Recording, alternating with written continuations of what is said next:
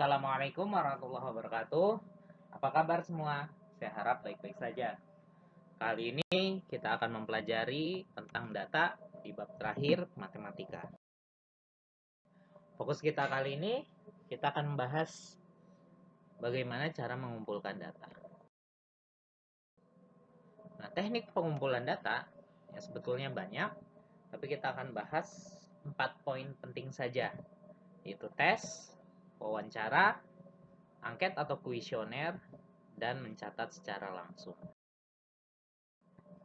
Nah, tes ini terbagi menjadi dua. Ada tes tertulis dan ada tes lisan.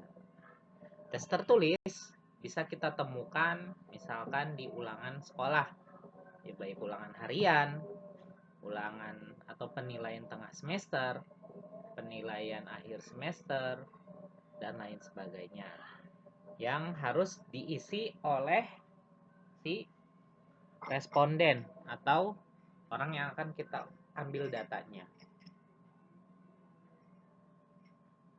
Yang selanjutnya adalah tes lisan. Nah, tes lisan ini hampir mirip seperti wawancara, ya.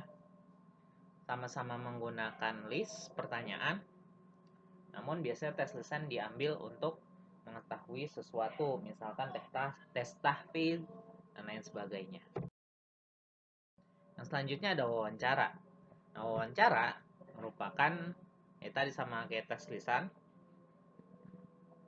ya, dimana salah satu sebagai narasumber ya yang akan diambil datanya oleh kita sebagai penanya. Nah, ada beberapa cara untuk wawancara kalian terstruktur ya menjadi lebih baik. Yang pertama, kalian tentukan dulu narasumbernya. Misalkan kalian ingin menanyakan perihal nama-nama siswa di kelas 5B. Ya, narasumbernya mungkin kalian bisa ke tata usaha atau bisa bertanya yang menjadikan narasumber adalah guru wali kelas 5B tersebut, ya. Nah, setelah kita tahu narasumbernya siapa, kita siapkan pertanyaan yang berkaitan dengan tema yang kita angkat.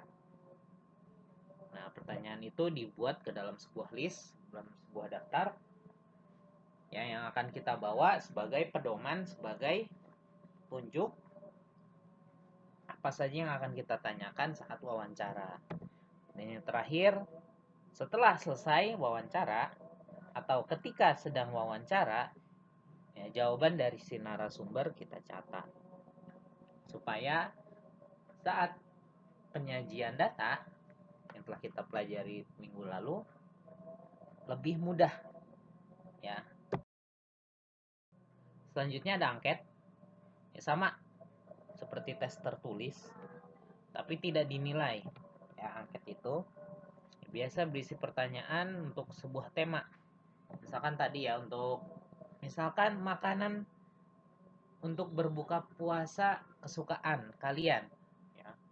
Nah, kita berarti pertanyaannya berhubungan dengan makanan-makanan atau minuman yang biasa disajikan untuk berbuka puasa, ya. Dibuat ke dalam sebuah list, ya, bisa pertanyaan atau pernyataan, dan nanti angket itu dibagikan kepada responden, ya, bisa berupa online atau bisa berupa offline.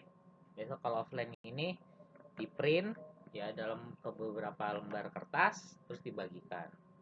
Kalau untuk online bisa kita gunakan salah satu fitur, ya, misalkan Google Form.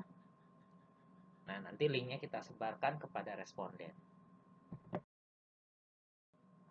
Nah, bisa juga mencatat dan bertanya langsung.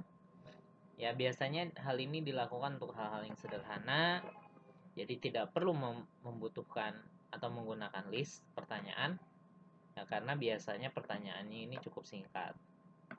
Ya, kita bisa langsung mendatangi narasumber tanpa perlu misalkan janjian di mana atau kapan.